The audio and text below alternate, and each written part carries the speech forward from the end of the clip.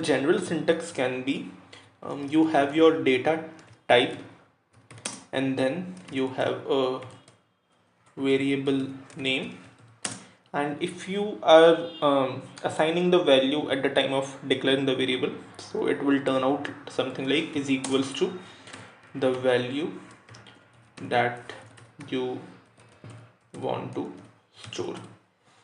Okay, let me give some of the underscores to make it more clear. So want to store. So this will be the general syntax. Firstly, we'll write the data type of the variable that we're trying to make. Next, variable name is equals to value that you want to store. So using this generalized syntax that I've written over here, let me define 2 or 3 different variables.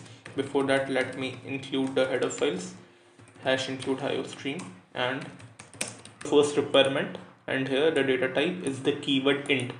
So what it is telling that this var1 is a variable and it is of integer type.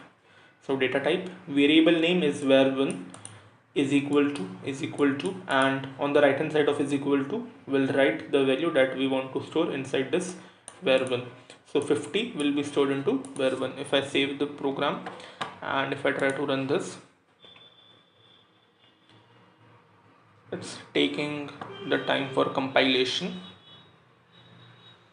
Okay, we won't get any output because I'm not using any cout statement. So if I write cout and if I try to print value of var1, so I'll get 50 as the output. So as you can see on the screen, we are having 50 in the output. So this was one example for integer type variable.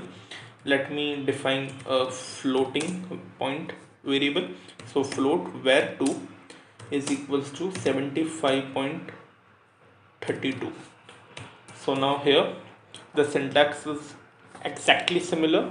The only things that have changed is instead of defining a variable of integer type, I am using the float keyword, which allows me to use decimal point numbers.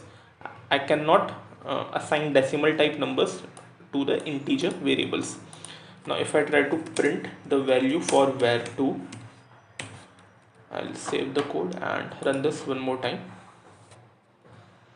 So okay, what I'll do, I'll just give endl over here, so I'll get the output into 2 different lines.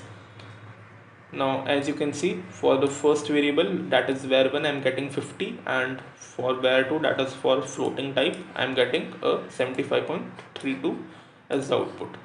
So what else I can do is I can take user input for the variables. So what I'll do, I'll just write integer and a1. So this is just a integer type variable and I'm not assigning any value to this. And here in the